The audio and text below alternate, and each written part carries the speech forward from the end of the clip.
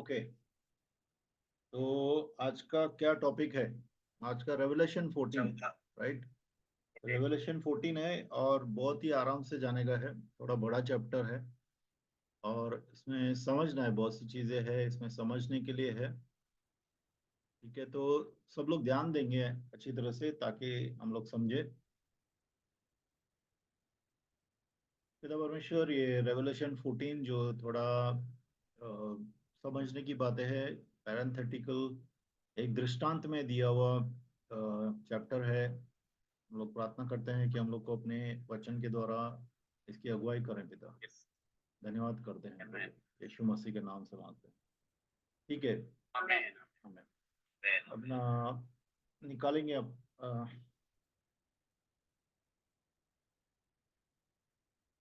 आइए चैप्टर 14 का पहला वचन पढ़ेंगे। मैं पहला वचन पढ़ता हूँ, उसमें कुछ कुछ क्रॉस रेफरेंसेस रहेंगे, वो ब्रदर दिलीप आप पढ़िए। ठीक है। तो पहला चैप्टर का पहला, सॉरी 14 चैप्टर का पहला जो वर्ड्स है उसमें लिखा है, फिर मैंने दृष्टि की और देखो, वो मेमना सिय्योन पहाड़ पर खड़ा है और उसके साथ 1,44,000 जन हैं, जिनके माथे पर उसका और उसके पिता का नाम लिखा हुआ है। ठीक है, अभी यहाँ पे इसको ध्यान देंगे हम लोग। ये जो चैप्टर है ज्यादातर जो है दृष्टांत के जैसा है। ये दृष्टांत है जो कि स्वर्ग में है। ठीक है, ये स्वर्ग का ज्यादातर मेजोरिटी जो बातें यहाँ पे लिखी गई है वो स्वर्ग से हो रही है। आप देखेंगे इससे पहले रेवलेशन 13 जो था, 13 था जो, वह क्रिस्त विरोधी और भविष्यवक्ता जो धरती पे कर रहे हैं उसके ऊपर था। ठीक है ना, थोड़ा ध्यान देंगे, ये सब चीजों में थोड़ा ध्यान देंगे। ठीक है। अभी यहाँ पे लिखता है प्रकाशित वाक्य में कि 1,44,000 लोग जो है वो कहाँ है? सियोन पर्वत पे है। अभी सियोन पर्वत जो है एक धरती पे है और एक स्वर्ग में है। ठीक है, एक धरती पे एक स्वर्ग में है। अभी इस ये जो सियोन, अभी कितने कमेंटेटर्स हैं बाइबल के जो स्कॉलर्स हैं, वो लोग बोलते हैं कि ये जो सियोन पर्वत है वो धरती के बारे में बात कर रहा है। लेकिन मुझे नहीं लगता ये धरती के बारे में बात कर रहा है, या ये स्वर्ग के बारे में ही बात कर रहा है, क्योंकि यीशु मसीह स्वर्ग में है अभी। यीशु आए नहीं है नीचे। ठीक है, तो स्वर्ग में 1,44,000 लोग जो है सियोन पर्वत के ऊपर खड़े हैं और जिनके ऊपर पिता का और पुत्र का नाम लिखा हुआ है।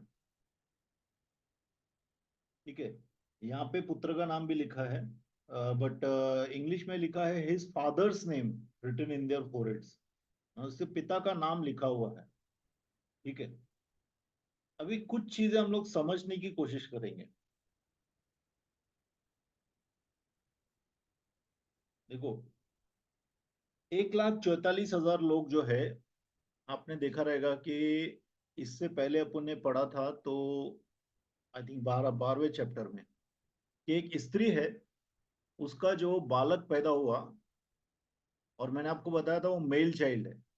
मतलब उसमें 1,44,000 लोग आते हैं जो यहूदी बिलीवर्स है, जो इज़राइल के विश्वासी हैं, इज़राइल में से विश्वासी निकलेंगे। ठीक है, 1,44,000। तो यहाँ पे उनको बारे में लिखा गया है। ठीक है, तो बहुत सी चीजें पैरेंथेटिकल, मतलब कि बहुत सी चीजें जो है एक दृष्टांत के जैसे है।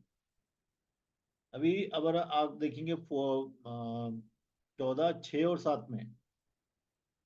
ठीक है, 14, 6 और 7 में पढ़ता हूँ। फिर मैंने एक और स्वर्गदूत को आकाश के बीच में उड़ते हुए देखा, जिसके पास पृथ्वी पर के रहने वालों की हर जाति और कुल और भाषा और लोगों को सुनाने के लिए सनातन सुसमाचार था। ठीक है, तो ये जो समय है, इस समय में स्वर्गदूत भी प्रचार करेंगे। आप सोचिए, इतनी ट्रिबुलेशन पीरियड इतना खतरनाक था, इतनी चीजें होंगी धरती पे, धरती बहुत व्याकुल होगी, बहुत से लोग मरेंगे उसमें, बहुत से विश्वासी जो जैसे प्रभु में आएंगे मारे जाएंगे। तो वहां पे जो है स्वर्गदूत दूसरे स्वर्ग में आके आसमान में प्रचार कर रहा है। अभी आप सोचिए, हम सबकी भाषा अलग अलग है। आज मैं ये हिंदी में बात कर रहा हूँ, अगर रशिया में मैं ऐसा बात करूंगा किसी को समझ में नहीं आएगा। आएगा क्या? लेकिन स्वर्गदूत जब आसमान से सुसमाचार बताएगा, तब सब लोग को अपनी अपनी भाषा में समझ में आएगा। ऐसा हो सकता है? ऐसा हुआ है क्या? ऐसा हुआ है। प्रकाशित वाक्य में जब जब पवित्र आत्मा सबके ऊपर गिरता है, प्रकाशित वाक्य नहीं, सॉरी, एक्ट्स ऑफ अपोस्टल्स, प्रेरितों के कार्य में लिखा है कि सब लोग ने अपनी अपनी भाषा में उन लोगों को परमेश्वर के गौरव की बातें करते हुए सुना। तो परमेश्वर के लिए कोई भी बात नामुमकिन नहीं, क्योंकि भाषा जो है वो हमारे विचारों को दर्शाती है। भाषा में कुछ नहीं है, लेकिन आप क्या सोचते हैं वो आप भाषा के द्वारा बोलते हैं। तो वैसे ही सुसमाचार पूरी दुनिया में वो देगा। ये जो पैरेंथेटिकल है, ये जो दृष्टांत है एक्चुअली, ठीक है। और सेकंड मैसेंजर जो लिखा है अभी 14 या 8 में, तो लिखा है कि बेबीलोन गिर जाएगा, बराबर। फिर इसके बाद एक और दूसरा स्वर्गदूत यह कहता हुआ आया कि गिर पड़ा और बड़ा बाबुल गिर पड़ा। बाबुल मतलब बेबीलोन, जिसने अपने व्यभिचार की कोप में मदिरा सारी जातियों को पिलाई है। यहाँ पे हम लोग आएंगे, ये सिर्फ समझने के लिए। और तीसरा स्वर्गदूत आता है 9 से लेके 11, 14, 9 से लेके 11। फिर इनके बाद एक और स्वर्गदूत बड़े शब्द से यह कहता हुआ आया कि जो कोई उस पशु और उसकी मूरत की पूजा करे और अपने माथे या अपने हाथ पर उसकी छाप ले, तो वह परमेश्वर का प्रकोप की निरी मदिरा जो उसके क्रोध के कटोरे में डाली गई है पिएगा, और पवित्र स्वर्गदूत के सामने और स्वर्गदूतों के सामने और मेमने के सामने आग और गंधक की पीड़ा में पड़ा रहेगा। ठीक है। और पांचवा जो है, जो भी अभी से मरे हैं, दे आर ब्लेसेड, वो लोग आशीषित है अभी से, मतलब उस वक्त जो है बहुत से लोग मरेंगे। और मैंने स्वर्ग में से शब्द देखा, जो मुर्दे प्रभु में मरते हैं वे अब धन्य हैं। आत्मा कहता है हाँ, क्योंकि वे अपने परिश्रमों से विश्राम पाएंगे और उनके कार्य उनके साथ हो लेते हैं। उसके बाद छठा जो है 14 के 14 से 20 तक लिखा है कि अर्मगेदोन का लड़ाई के बारे में लिखा है ये। जब इसराइल को चारों तरफ से पूरे देश घेर लेंगे। सब लोग ने पढ़ के आए हैं ना? प्रकाशित वाक्य 14 पढ़ के आए कि आराम करके आए? अभी अभी एक जन आराम करके उठा था। हाँ, पढ़ के आए ना? रिज्यूम कर रहे हैं हम लोग। नहीं सर, नहीं पढ़े। हाँ, तो अभी क्या क्या करेंगे अभी? होमवर्क करके आने का ना? ठीक है। अभी माउंट जायन जो है, जो यहाँ पे लिखा है, देखो कुछ चीजें हम लोग समझने की कोशिश कर रहे हैं यहाँ पे। जो सियोन का पर्वत है, ये सियोन का पर्वत जो है वह स्वर्ग में है। ठीक है। ये स्वर्ग का पूरा दृश्य दिखाई दे रहा है। यमुना को प्रभु स्वर्ग का दृश्य दिखा रहा है। ठीक है।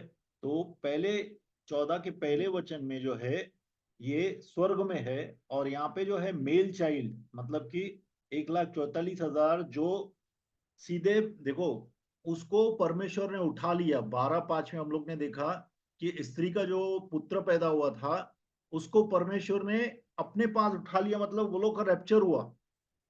जो पहला का पूरा कलीसिया का रैप्चर हुआ था, कलीसिया के एज में। ठीक है। पहले एक दो दो दो 3 चैप्टर तक। उसके बाद में ये दूसरा रैप्चर है, जब 1,44,000 लोग 3.5 साल की ट्रिब्यूलेशन पीरियड के बाद उठा लिए जाते हैं। ठीक है। यहाँ पे अर्थली माउंट जायन नहीं लिखा है। कितने लोग जो है थियोलॉजिकल जो स्कॉलर्स है, वो लोग बोलते हैं कि ये अर्थली है, मतलब ये दुनिया की जो, मतलब इसराइल में एक माउंट जायन है।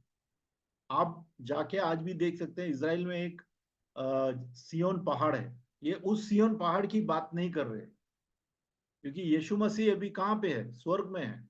और ये 1,44,000 लोग भी स्वर्ग में उठाए गए हैं, जो हम लोग ने चैप्टर 12 में देखा था। ठीक है। और कभी भी जो है परमेश्वर के मेमने को धरती पे नहीं दिखाया है। धरती पे प्रभु मिलेनियम पीरियड के पहले आएगा, 7 साल का ट्रिबुलेशन पीरियड होने के बाद प्रभु धरती पे आएगा। ठीक है।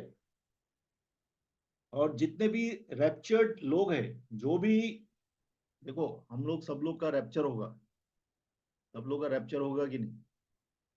सब लोग का उड़ान जब होगा, तो हम उड़ान के द्वारा हम लोग एक जगह पे ठिकाने पे लेके जा दिए लेके दिए जाएंगे, दिए जाएंगे। और वो जगह है माउंट जायन। ठीक है। इतने झूठे लोग यहाँ पे है जो माता यरूशलेम वाले बोलते हैं कि माता यरूशलेम जो है वो एक्चुअली यरूशलेम जो स्वर्ग से आ रही है, वो एक कोरियन लेडी है, जो गलत है। ठीक है। हम लोग को उससे गुस्सा आना चाहिए कोई अगर ऐसा बोलता है तो, क्योंकि आप बहुत से कल्ट वाले आपके बीच में घूम रहे हैं। और अपने अपने लोग क्या है ना, एक बकरे के जैसे सर देते हैं सब लोग को। कोई 4 बार फोन करेगा तो खुश हो जाते हैं, अरे 4 बार मेरे को फोन किया, अभी मैं जरूर बात करूंगा, क्या बोल रहा है सुनूंगा ध्यान से। अरे 4 बार आके सांप घर पे बैठेगा तो क्या करेगा? तुम भगाएगा कि उसको बोलेगा आजा? अरे 4 बार सांप आया, सांप साहब इतना अच्छा आदमी है, इसको जरा बिठाओ, हाँ, दूध पिलाओ, वैसा करेगा क्या तुम लोग? तो इसके लिए टीचिंग का मतलब ये है कि आप लोग स्ट्रांग बने प्रभु में, प्रभु की बातें समझे, वचन को समझे। कोई कॉम्प्लिकेशन दिख रहा है, कोई समझ में नहीं आ रही है बातें, तो पूछ सकते हैं। ठीक है। हम लोग भी प्रभु को पूछेंगे, सब कुछ हम लोग को भी पता नहीं है। फिर देखो, वचन में क्लियरली लिखा है अगर, कि एक हेवनली माउंट जायन है, सिय्योन पर्वत है। अगर इब्रानी की पत्री 12 में देखेंगे आप, इब्रानी की पत्री 12, 22 और 23। ठीक है। इवन इब्रानी 11, 10 में देखेंगे। हाँ, अभी दिलीप भाई ने आप निकाली। इब्रानी 11, 10 देखिए।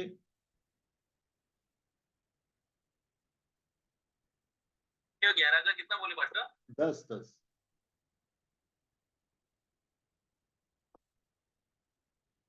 क्योंकि वह उस स्थिर नींव वाले नगर की प्रतीक्षा करता था, जिसका रचने वाला और बनाने वाला परमेश्वर है। हाँ, मतलब एक जगह परमेश्वर ने हम लोग के लिए, एक नगर। ठीक है। प्रभु ने न्यू जेरूशलेम, जिसको न्यू जेरूशलेम भी बोलते हैं, और ये लोग बोलते हैं जेरूशलेम माता, तो गलत है। तो नगर है, प्रभु ने नगर बनाया है हमारे लिए, जहाँ पे सब संतों को लेके लिया जाएगा। इब्रानी 12 का 22 देखिए, 22 और 23। 12 का 22 और 23। इब्रानियों 12 का 22 और 23। पर तुम सियोन के पहाड़ के पास और जीवते परमेश्वर के नगर स्वर्गीय यरूशलेम के पास और लाखों स्वर्गदूतों और उन पैलोटों की साधारण सभा और कलीसिया जिनके नाम स्वर्ग में लिखे हुए हैं और सबके न्यायी परमेश्वर के पास और सिद्ध किए हुए धर्मियों की आत्माओं। 22-23। हाँ,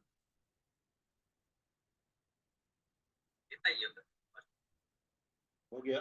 अच्छा देखो, हाँ। क्लियर मालूम पड़ता है कि सब लोग जो संत लोग यहाँ से जाते हैं, स्वर्ग में जाते हैं, तो उनका एक जगह है माउंट जायन, नया यरूशलेम, वहां पे जाके वो लोग रहते हैं। ठीक है। सब लोग को वहां पे प्रभु लेके जाता है। और जब यीशु मसीह आएंगे, यीशु भी उनके साथ है। यीशु ने बोला I made many mentions for you, मतलब बहुत सी तुम्हारे लिए मैंने विला बनाए हैं, बहुत से बड़े बड़े महल बनाए हैं तुम लोग के लिए, बराबर। उन महल में मैं तुम लोग को लेके जाऊंगा। तो यीशु मसीह भी वहां पे, वहां से ही धरती पे आएंगे राज्य करने के लिए। ठीक है। तो माउंट जायन का जो कंसेप्ट है, माउंट जायन है, मतलब कि सियोन पर्वत है, स्वर्ग में सियोन पर्वत है। ठीक है। ये ध्यान में रखिए, इसके लिए मैंने आपको इतना सब चीजें बताया। और 1,44,000 लोग है। ठीक है। अभी ये 1,44,000 लोग है, जिसको प्रभु ने सर पे उनको पिता का नाम दिया। अभी पिता का क्या नाम है हम लोग को पता नहीं, वो लिखा है। ठीक है। जवा विटनेस वाले की बात नहीं कर रहा हूँ मैं। पिता का एक नाम है, ठीक है, वो दिया गया है। हर एक 1,44,000 एक खास लोग है, ठीक है। और ये लोग जो है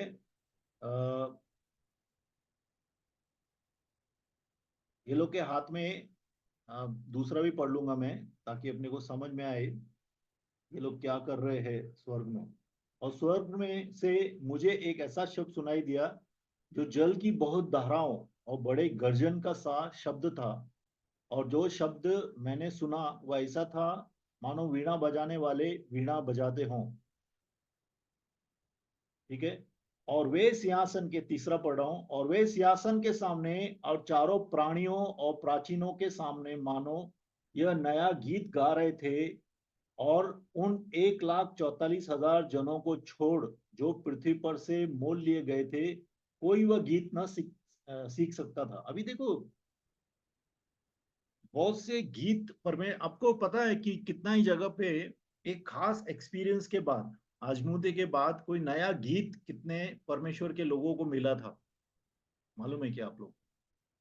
जैसे कि जब सब पूरे के पूरे लोग फारो के हाथ से निकल के भागे थे, कितने थे? 6 लाख लोग थे, 6 मिलियन, 60 लोग, 60 लाख लोग थे।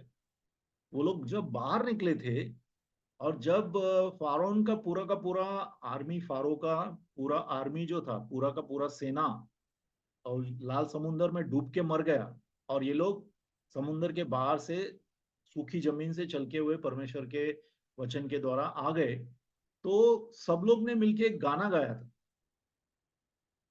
मालूम है कि नहीं?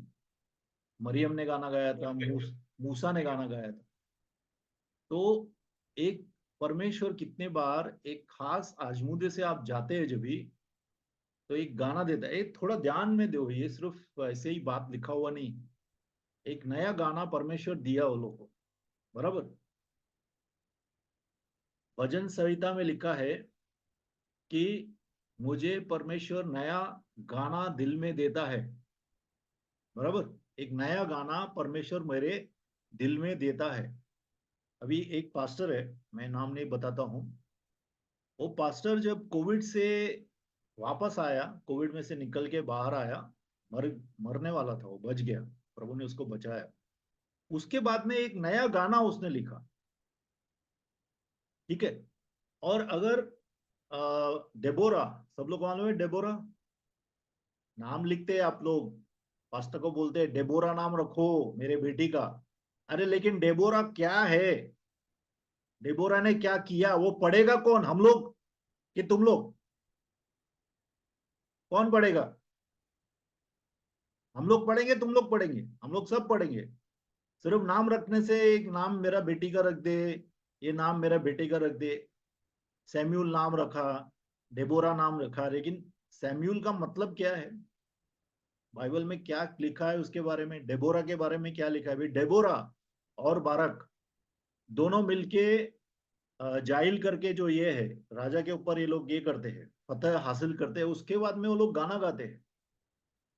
डेबोरा गाना गाती है, ठीक है।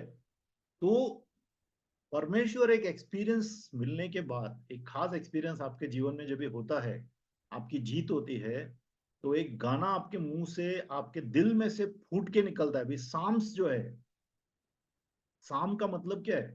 साम का मतलब है दिल से निकला हुआ गीत परमेश्वर के लिए। स्रोत संहिता बोलते हैं ना आप लोग, भजन, भजन क्या बोलते हैं? भजन क्या बोलते हैं हिंदी में? भजन संहिता। भजन संहिता। अभी भजन संहिता जो भजन है ना, वो ऐसा ही कोई भजन गा रहा है ऐसा नहीं है, वो दिल के अंदर से निकला है, ठीक है। तो एक एक्सपीरियंस मिलने के बाद एक नया गाना परमेश्वर देता है। अभी ये नया गाना यहाँ पे ये लोग को 1,44,000 लोगों को दिया है। क्यों दिया है? क्योंकि ये लोग 3.5 साल का ट्रिबुलेशन का पीरियड पूरा का पूरा देख के आए हैं। ये लोग ने तकलीफें देखी, सामने बहुत चीजें हो रही थी लोगों को, लेकिन इनको कुछ नहीं हो रहा था। क्यों नहीं हो रहा था? क्योंकि परमेश्वर ने हुक्म दिया था स्वर्गदूतों को कि इनको टच नहीं करना, बिल्कुल ये साबुत रहने चाहिए, ये सही रहने चाहिए, इतना बार परमेश्वर का हाथ रहता है ना, तो आग में से लोग निकल जाते हैं, बराबर है। डैनियल का किताब में लिखा है ना, पानी में से गुजर जाते हैं, कुछ नहीं होता है। पूरा को 60 60 लोग, 60 लाख लोग निकल के चले गए, बराबर। तूफानों से, हवाओं से निकल जाते हैं लोग। सब चीजों को हवा उड़ा के लेके जाएगी, लेकिन आपका 40 50 किलो या 100 किलो का भी वजन रहेगा, उसको हवा उड़ा नहीं पाएगी। ऐसा परमेश्वर का ताकत है। तो परमेश्वर ने 1,44,000 लोगों को जिंदा रखा। उसके बाद में ये लोग गाना गाते हैं, जो जो गाना और कोई समझ नहीं सकता है, क्योंकि वो ये सब चीजों से गया नहीं है। इसके लिए यहाँ पे लिखा है कि जो लोग गाना गा रहे हैं वो किसी को समझ में नहीं आता है, क्योंकि ये गाना उन लोग को ही समझ में आता है। और ये लोग सब लोग क्या बजा रहे हैं? वीणा बजा रहे हैं। वीणा बजा रहे हैं कि नहीं? यहाँ पे लिखा है वीणा बजा रहे हैं। ठीक है। और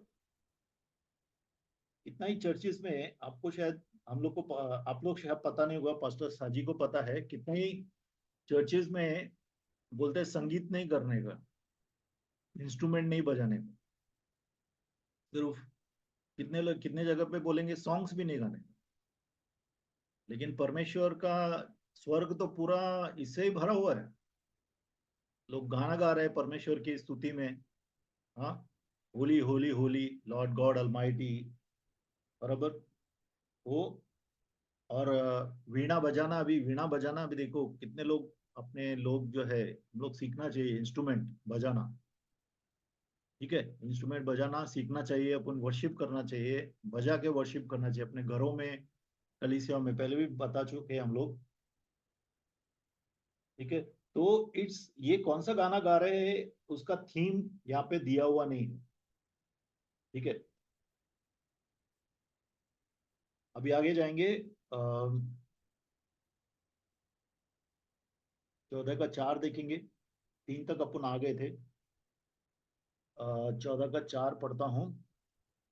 ये वे हैं जो स्त्रियों के साथ अशुद्ध नहीं हुए, वह कुंवारे हैं। ये वे वही हैं जहां कहीं पे मेमना जाता है उसके पीछे हो लेते हैं। ये तो परमेश्वर के निमित्त पहले फल होने के लिए मनुष्यों में से मोल लिए गए हैं। ठीक है। अभी ये लोग जो है, ये जहाँ यीशु जाता है वहां पे ये लोग जाते हैं। इसका मतलब हमेशा यीशु का एक स्पेशल कंपनी है। ठीक है। अभी यहाँ पे आप बोलेंगे कि कौन है ये लोग? स्त्रियां हैं क्या? ये सब मर्द है क्या? सबका दिमाग में ऐसा लगेगा। अभी जो बहने ज्वाइन किया वो सोचिए क्या स्त्रियां भी है क्या इसमें? देखो यहाँ पे क्लियरली, अगर इंग्लिश में पढ़ेंगे आप, these are the ones who were not defiled with woman for they are virgins.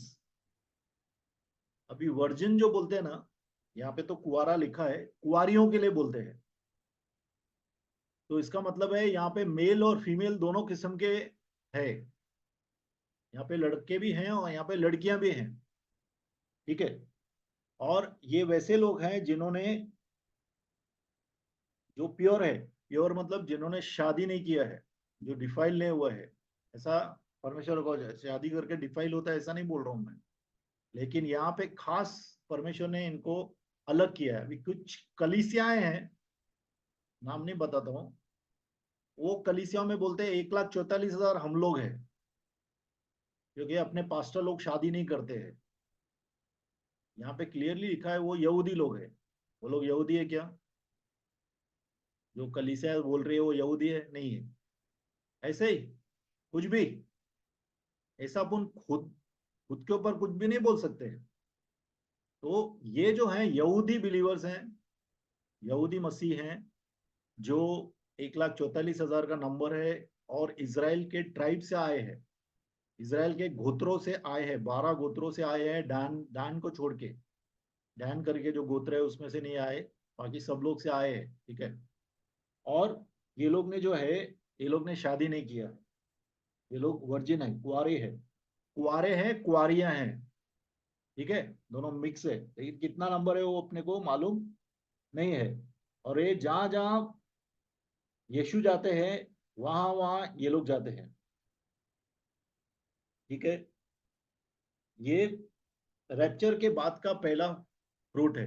Rapture होने के बाद परमेश्वर ने 1,44,000 लोगों को अपने पास बुला लिया। उठा लिया बॉडीज के साथ, ठीक है। और इनके दिल में कपट नहीं है। अगर आप इनके मुंह में, उनके मुंह में से कभी झूठ न निकलता था, निकला था, वे निर्दोष है।